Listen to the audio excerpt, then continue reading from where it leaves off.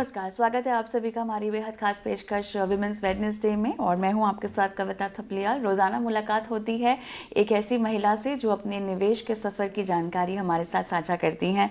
और आज बेहद खास मेहमान मेरे साथ हैं मिस आना Roy, mission director women entrepreneurship platform और principal economic adviser NITI Aayog. आना हाय, बहुत बहुत स्वागत है आपका विमेंस वेडनेसडे में। आना, फाइनेंशियल फ्रीडम आपके लिए कितनी मायने रखती है? फाइनेंशियल फ्रीडम मेरे लिए कितनी मायने लगती है? I think this is a very obvious kind of a thing. सभी के लिए मायने रखती है। अगर फाइनेंशियल फ्रीडम हो तो आप अपनी काफी डिसीजंस के लिए दूसरों पे निर्भर नहीं रहेंगे। एंड ना केवल मेरे लिए, लेकिन हर किसी के लिए, चाहे महिला हो पुरुष हो, सबके लिए ही फाइनेंशियल फ्रीडम आई थिंक मायने रखती है। उसमें उसमें आप आगे क्या आप करना चाहते हो, आप क्या आपकी क्या ख्वाहिशें हैं। अगर ये फ्रीडम हो, अगर आपको किसी और के भरोसे ना रहना पड़े, तो ऑब्वियसली आपको ज्यादा स्कोप मिलता है अपनी जो इच्छाएं हैं, अपने जो ख्वाब है, अपने जो विजन है, उसको रियलाइज बिल्कुल, करने में। बिल्कुल। अना, आपने सही कहा। फाइनेंशियल फ्रीडम एक बहुत ही वाजिब सी बात है और हर किसी के पास ये होनी चाहिए, ये कोई सवाल नहीं बनता। पर हम इस ऐसे समाज में रहते हैं जहाँ पर महिलाओं को लक्ष्मी का दर्जा दिया जाता है, गृह लक्ष्मी बताया जाता है। लेकिन जब उनकी खुद की फाइनेंशियल पोर्टफोलियो की बात आती है, जब उनकी आर्थिक आज़ादी की बात आती है, तो वो अभी उस सफ़र को तय करने में काफ़ी हद तक नाकाम है। पिछले कुछ सालों में कहानी बदल रही है हमारे देश की, लेकिन अभी हम वहाँ तक नहीं पहुँचे हैं जहाँ तक आप जैसी महिलाएं पहुँच चुकी हैं। एक लंबा सफ़र हमें तय करना है उसके लिए। ये बताइएगा आना, अपने अपने इन्वेस्टमेंट की शुरुआत किस उम्र से की है? आपका पहला निवेश कौन सा था? मेरे पिताजी एक बैंकर थे, और हमको उस वक्त 50 रुपए हम मेरे को पॉकेट मनी मिलती थी। और जो पॉकेट मनी मिलती थी, उन्होंने एक एफडी किया था, उसके ऊपर जो इंटरेस्ट आता था वो हमको मिलता था। हमको बैंक में जाके उसे जमा कराना पड़ता था और बैंक से उसको निकालना पड़ता था।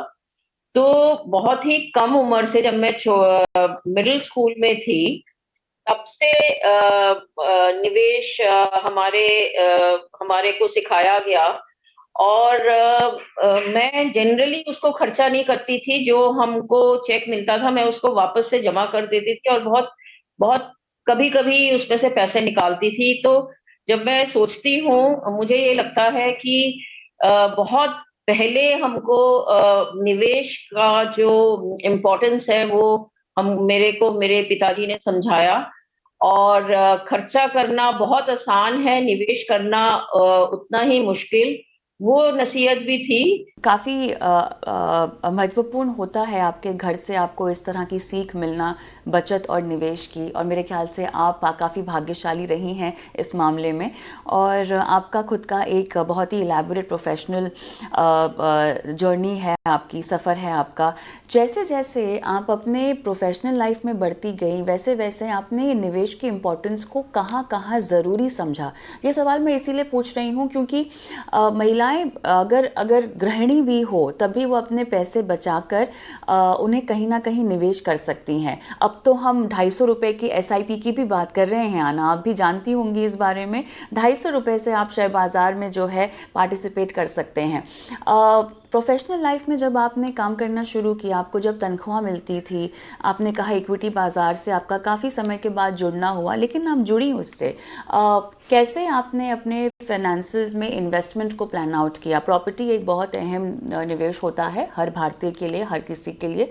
उसके अलावा भी सोने की अगर हम बात करें, इक्विटी बाज़ार की अगर हम बात करें, तो कैसे आपने उसकी ज़रूरियात को समझा और कैसे बाद में उस पर अमल किया? मैं ये मानती हूँ, मैंने जनरेशनल गैप देखा है इन्वेस्टमेंट में। एक वक्त था जहाँ पे फिजिकली आपको खरीदने पड़ते थे इक्विटी। एंड मैंने वो फाइनेंशियल मार्केट को ट्रांसफॉर्म होते देखा है। और आपने अभी 250 रुपए की एसआईपी की बात की, तो आज आज तो ऐसा है कि आप अपना बहुत रिस्क उसको एडजस्ट कर सकते हैं based on your risk profile.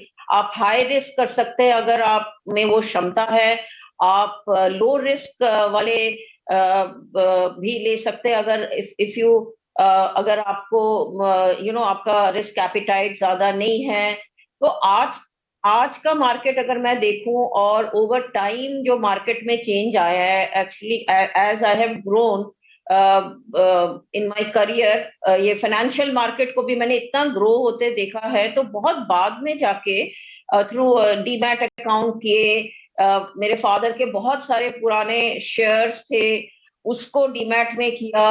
और मैं in 2009 I would say, when my father passed away and his portfolio came down to me, I would say that is when I started looking at investment. तब मैंने investment को actually देखा, क्योंकि पर force मेरे को फोर्सफुली मैनेज करना पड़ा।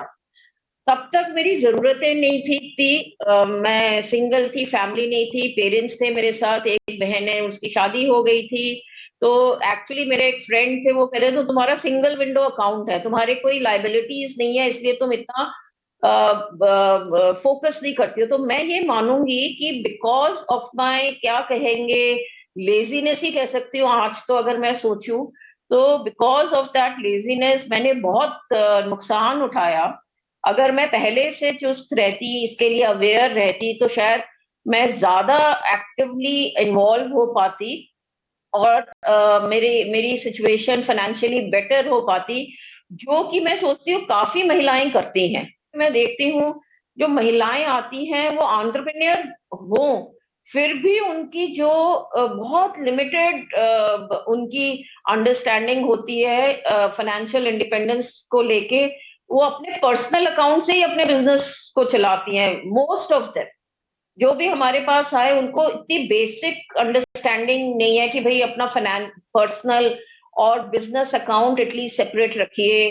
तो इसकी मैं अभी भी देखती हूँ, मार्केट बहुत ही बढ़ गया है, लेकिन अवेयरनेस और लिटरेसी, जो फाइनेंशियल लिटरेसी की जो बात करते हैं, उसकी भी बहुत ज़रूरत है। एब्सोल्युटली, बिल्कुल सही कहा आपने। और हमारी कोशिश बस यही है कि इस मुहिम को आगे ले जाया जाए, आप जैसी महिलाओं को इस शो पर आमंत्रित किया जाए, आपके सफ़र को सुना जाए, आपके ऑब्जर्वेशन को सुना जाए, आप किस तरह से सुधार लाने की कोशिश कर रही हैं समाज में, उसकी कहानी को सुना जाए, ताकि हमारे महिला दर्शकों को और निवेशकों को काफ़ी कुछ सीखने को मिले, उन्हें प्रेरणा मिले आपसे। बहुत बहुत धन्यवाद आना, आपने आज समय दिया हमें इस चर्चा के लिए। इसी के साथ मुझे इस खास पेशकश में इजाज़त दें। नमस्कार।